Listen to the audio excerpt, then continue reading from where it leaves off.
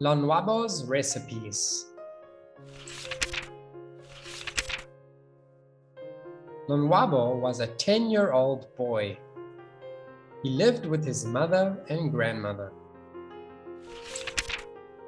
Lonwabo's grandmother had the most beautiful and rich vegetable garden. He enjoyed helping his grandmother weed the garden and water the vegetables. He had to fetch water from the river. He was not a lazy boy. He would walk down the hill and up again. He would pass his friends playing soccer, and they would laugh out loud and say to him, "Lonwabo, why do you do that? That's a girl's job. We would never do that."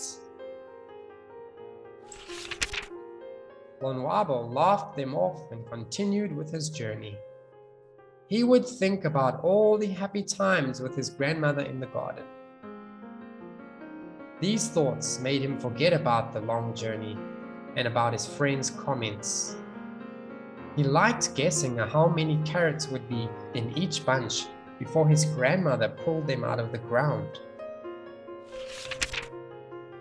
Lonwabo's grandmother always prepared lunch for him while he was at school and his mother was at work. Every day he came home to find his food already prepared and left out on the table for him. Immediately after taking off his school uniform, he sat at the table, said a little prayer, and began to eat. His grandmother prepared all kinds of meals for their lunches. He loved his grandmother's tasty meals. When he finished eating, he would wash his dish, take a book and a pencil, and go and sit next to his grandmother. He asked her about the ingredients in the meal he had just eaten and carefully wrote down every little detail.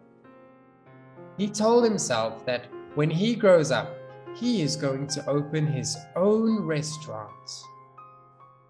He will name the restaurant after his grandmother and make all the meals that his grandmother makes for him.